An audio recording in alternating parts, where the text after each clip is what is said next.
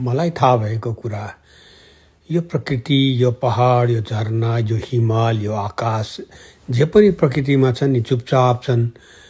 जहिलेदेखि उत्पत्ति भएछन् चुपचाप बसेका छन्, केही पनि माग्दैनन्, खाली हामीलाई दिइरहेका मात्रै छन्।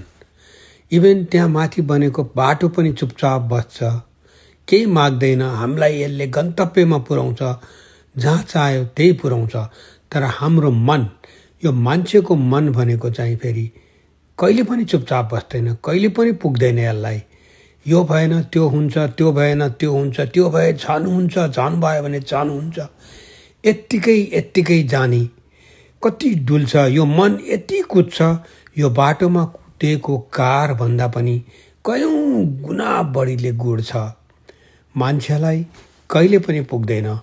यो प्रकृति हेर्नुस्, उसलाई सधैँ पुगेको छ, उसले सधैँ दिनै रहेको छ, कहिले मागेकै छैन, आनन्दले बस्छ, सबैलाई हेर्छ, सबैलाई सबै कुरा पुग्ने गरिदिन्छ। तर यो मन नै यस्तो हो, कहिले पनि सन्तुष्टि हुँदैन, कहिले पनि पुग्दैन यसलाई। नमस्ते, म उज्जवल भण्डारी, उज डार्लिङ, आज मनको कुरा तपाईहरुलाई सेयर गर्दैछु। नमस्कार।